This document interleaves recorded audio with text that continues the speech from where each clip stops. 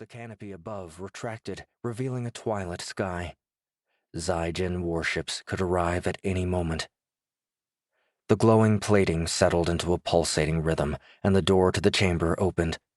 Majasalax came through, and Cladamore stepped back, bowing his head slightly in respect. "Using the chamber now? You risk us all. The Zygens already hunt for our home world. They might even be able to trace the Mardoxian signal to our current location. We must get to our ship and leave this place," Cladamore said, heading toward the exit. Majasalax focused on the soldier's back as she followed. Battle had made Cladamore brash, a trait their species hadn't needed in the past. She couldn't blame him.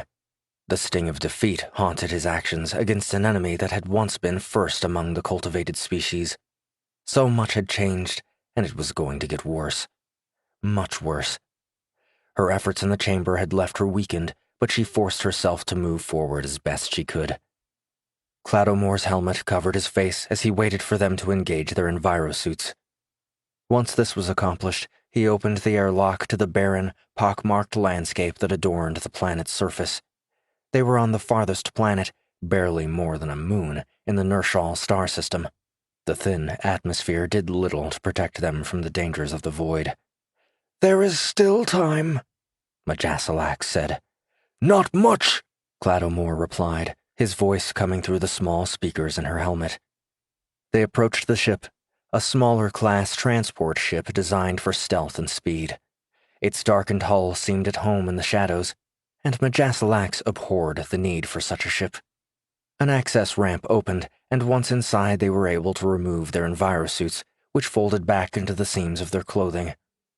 The three of them headed to the bridge, and Cladamore took the pilot's seat. "We've had reports on the surface of Celebes that we've been betrayed to the Zygens," Cladamore said. "It's true," Majasalax answered. She'd been there and seen her species being rounded up to be struck down. "How could that be?" Garrock asked. "We've had no reports that the Zygens even knew of the Nershal's home world here."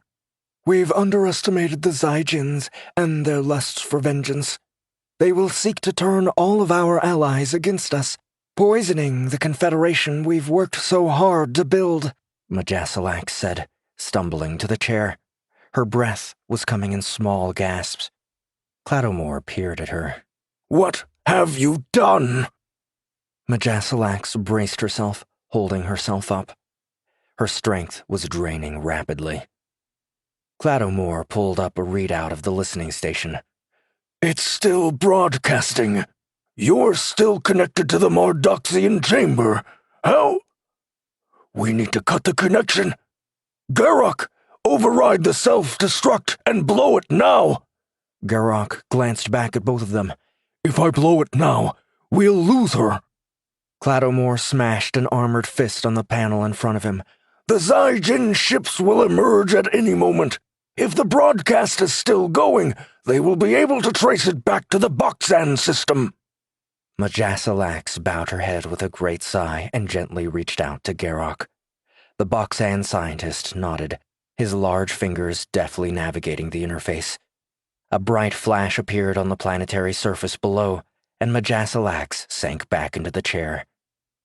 Cladamore glared at Majasalax. "You've sent an unsanctioned broadcast. Where did the signal go?" Majasalax calmly returned the soldier's gaze. "The Sol system," she said. Cladamore's brow furrowed, and he turned toward the display, bringing up information about the Sol system. After a moment, he muttered a curse. "Humans? You've sent the Mardoxian signal to a primitive species? We're not even convinced they should be brought into the cultivation program." "I've seen what they can become. Given the chance, they could help us right the wrongs with the Zygens." "You've gone too far. You're not authorized to reach out to any primitive species.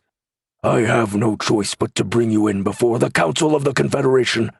Your actions will leave you stripped of Mardoxian status. You will be cast out, banished," Cladamore said. Majasalax gazed at him patiently. To keep listening to this audiobook, I've left you a link in the description so you can do it, at no cost thanks to Audible's 30-day free trial.